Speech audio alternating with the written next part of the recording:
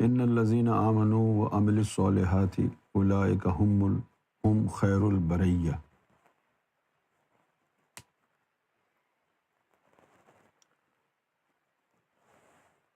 قرآن کی مختلف آیتوں کو سمجھنے کے لیے صاحب قرآن ہونا ضروری ہے۔ صاحب قرآن کون ہوتا ہے؟ صاحب قرآن وہ ہوتا ہے اللہ تعالیٰ جس کے قلب پر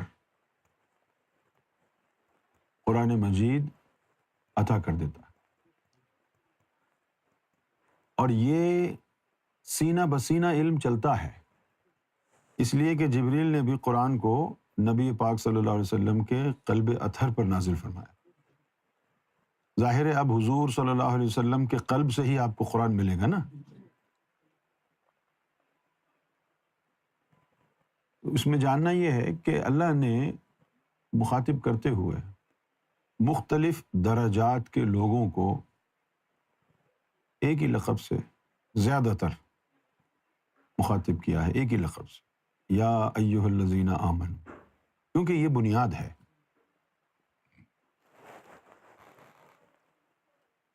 اب اس میں عام درجے کے مومن بھی آتے ہیں، اس میں خاص درجے کے مومن بھی آتے ہیں، اور اس میں خاص الخاص مومن بھی آتے ہیں۔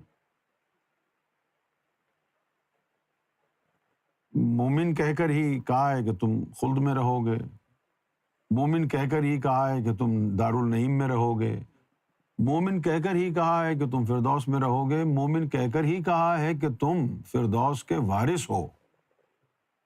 اب عام مومن کے لیے تو نہیں ہے، نہیں سمجھنا پڑے گا کہ کس کے لیے ہے۔ قرآن میں جب بھی آپ دیکھیں گے ایمان کے ساتھ عمل صالح ضرور ہے۔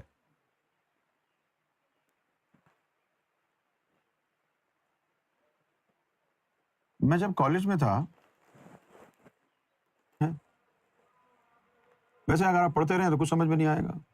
اگر کوئی صاحب قرآن ہوگا، ایکسپرٹ ہوگا اپنی فیلڈ میں، باطنی طور پر اللہ تعالیٰ نے مرشد کے ذریعے اس کو قرآن کے رموز اور اسرار اس کے قلب اور اس کی روح پر کھول دیے ہوں گے، تو وہ چٹکی بجاتے ہوئے قرآن نہ صرف آپ کے حلق میں اتار دے گا بلکہ آپ کی روح اور آپ کے قلب میں اتار دے گا۔ اب یہاں پر ذکر ہے، یہ بات تو آپ کو معلوم ہے کہ مومن کیا ہوتا ہے، معلوم ہے نا؟ یہ بھی پتا ہے کہ عمل صالح کیا ہے، کل ہی تشریح ہوئی ہے اس کی، لیکن آپ کو یہ نہیں پتا کہ اولئک ہم خیر البریہ۔ یہ بریہ کہاں سے آیا ہے؟ قرآن شریف میں ایک آیت ہے، لن تنالوا البر حتى تنفقوا مما تحبون، کہ تم بر حاصل نہیں کر سکتے، لن تنالوا البر، تم بر حاصل نہیں کر سکتے، حتیٰ تنفقوا، جب تک تم وہ خرچ کر دو، مما تحبون، جس کو تم سب سے زیادہ محبت کرتے ہو۔ اگر ہم تفاسیر قرآن اور تعویلات قرآن اٹھا کر کے دیکھیں تو قرآن مجید کی جو تعویل ہے، تفسیر ہوتی ہے ظاہری معنی جس میں ہو وہ تفسیر ہے، اور اگر اس کی باطنی تشریح ہو تو باطنی تشریح کو تعویل کہتے ہیں۔ بھولیں گے تو نہیں، باطنی تشریح کو تعویل کہا۔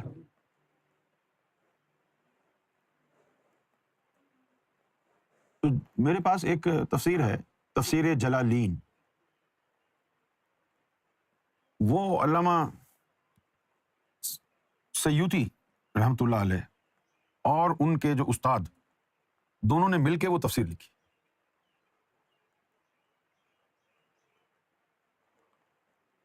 اس میں جو ہے بر کا معنی جو ہے، جو بتایا گیا ہے، وہ بتایا گیا ہے معراج الحسنات۔ حسنہ نکلا ہے لفظ اچھے سے، اچھا، حسن مانے اچھا، خوبصورت، حسنہ جو ہے اس کا فیمیل ورڈ ہے۔ تو کسی بھی اچھے عمل کو عربی زبان میں حسنہ کہتے ہیں، اور ان کی جمع ہو گئی حسنات۔ تو جو سب سے بڑی حسنہ ہے تمام حسنات میں، اس کو کہتے ہیں بر،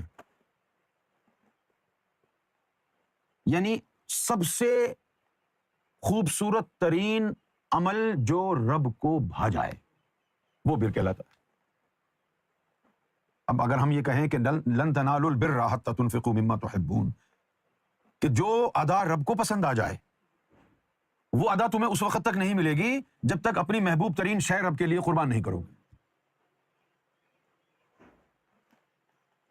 ٹھیک ہے؟ تو ہم خیر البریہ، یہ لوگوں کے لیے کہا ہے کہ وہ پھر بر والوں میں سب سے بہتر لوگ ہیں. بر والے جو ہے روحانیت میں، جیسے کہ عالم ہے یعنی رجال الغیب کا محکمہ ہے، 360 ولیوں پر مشتمل ہر دور میں ہوتا ہے، جس کا جو ہیڈ ہوتا ہے وہ غوث الزماں ہے. اس کے نیچے پھر 3 قطب ہیں، پھر اس کے نیچے ابدال ہیں 40، اس کے پھر نیچے 150 ابرار ہیں. یہ ولیوں کی ایک قسم ہے.